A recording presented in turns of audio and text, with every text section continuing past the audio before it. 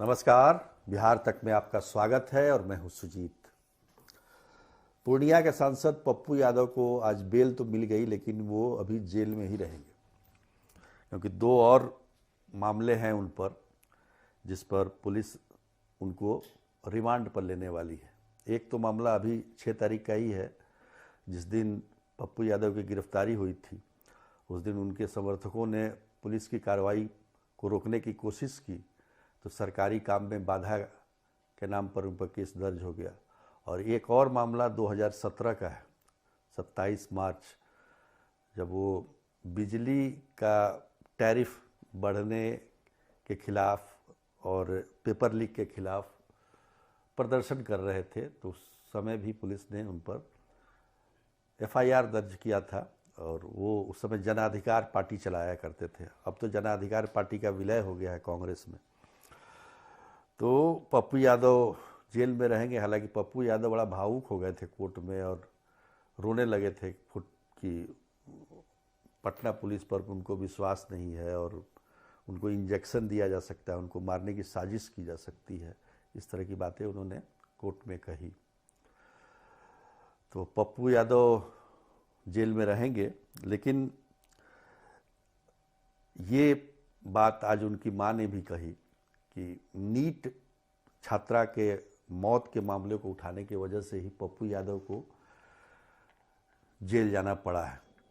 अब 31 साल पुराने एक मामले में जिस पर वारंट जारी था पिछले कई महीनों से, उस पर अचानक पुलिस एक्शन में आई और उनको जेल में डाल दिया।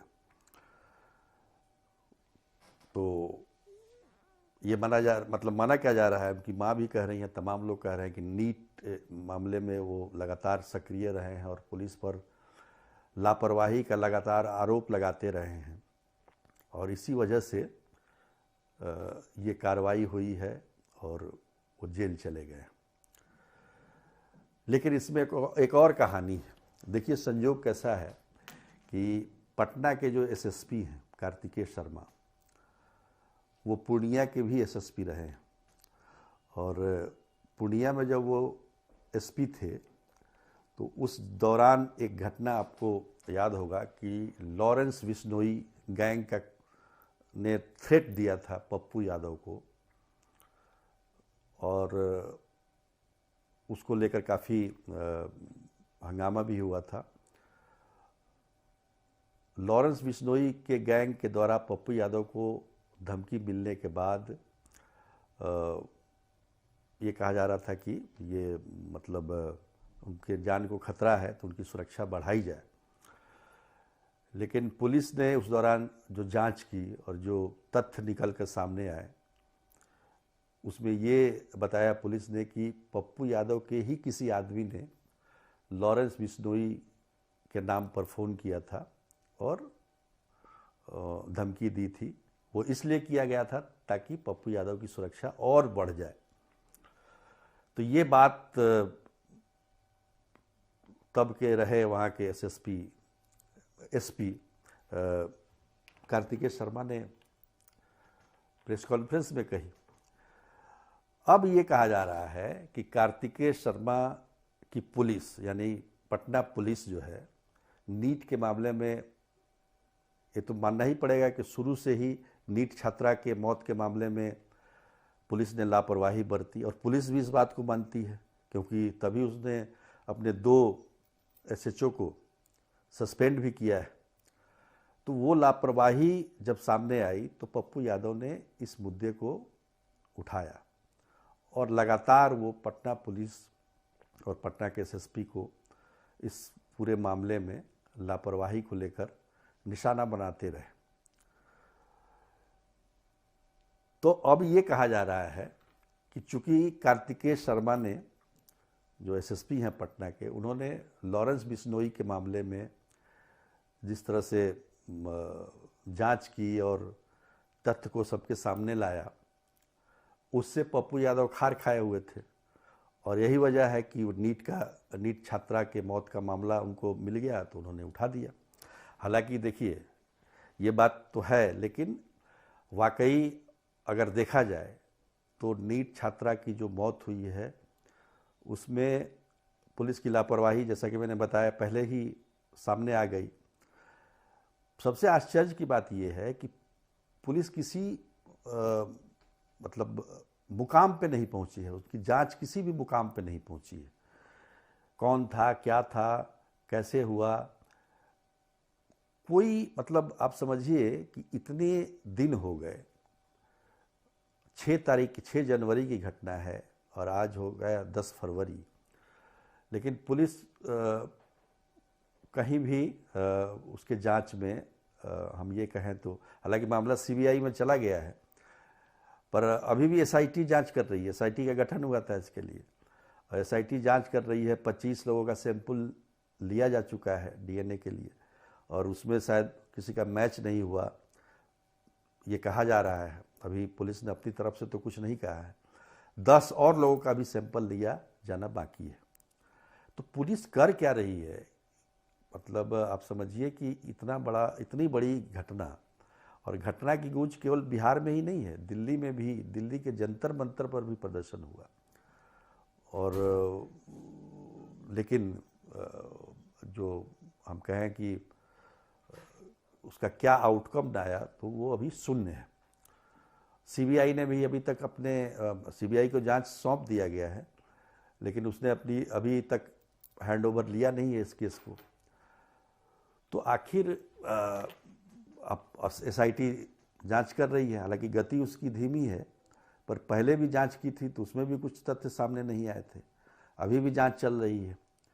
तो आखिर इस पूरे प्रकरण में नीट छात्रा की जो मौत हुई है उसमें सच्चाई क्या है, यह अभी तक सामने नहीं आया है।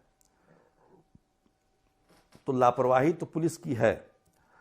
ये अलग बात है कि ये दोनों घटनाएं जो हैं, पूर्णिया की जो है लॉरेंस बिश्नोई वाली गैंग की बात हो, या फिर यहाँ की नीट की, दोनों में जो कैरेक्टर है दोनों एक ही है। तो ये कहा जा रहा है कि उसी को ध्यान में रखते हुए पप्पू यादव ने इस मामले को ज़बरदस्त तरीके से उठाया। आप देखिए, कोई भी विपक्षी दल, कोई भी सत्ता पक्ष इस मामले पर ज़्यादा कुछ नहीं बोल रहा है। तेजस्वी यादव भी बहुत नहीं बोले लेकिन बहुत नहीं बोले। प्रशांत किशोर ने शुरुआत की, वो गए उस छात्रा के परिवार वालों से मिले, लेकिन बाकी आप देखेंगे तो डिप्टी सीएम विजय सिन्हा वो भी छात्रा के घर गए और कहा कि दोषियों पर कार्रवाई होगी। इस बीच में डीजीपी ने बुलाया था उनके परिवार वालों को और कहा कि उन्होंने आत्महत्या की। इस तरह की बात परिवार वालों ने की, और फिर परिवार वाले नाराज होकर चले गए, और उसी दिन फिर सीबीआई जांच भी दे दी गई, पर सीबीआई ने इस जांच को अभी तक लिया नहीं है अपने हाथ में। तो ये कुल मिलाकर ये मामला है। तो पप्पू यादव अभी जेल में रहेंगे, क्योंकि ये कहा जा रहा है कि पटना पुलिस अभी छोड़ने वाली नहीं है उनको, और जेल में रहेंगे तो ज़्यादा कुछ बोल नहीं पाएंगे, ये भी बात सत्य है। लेकिन एक बात है भाई, बोलना पड़ेगा कि पप्पू यादव बाहर रहते हैं तो कभी उनको बीमार नहीं देखा गया, लेकिन जो ही वो जेल जाते हैं बीमार पड़ जाते हैं। ये भी एक बड़ा तथ्य है, जांच का विषय है कि आखिर क्या वजह है।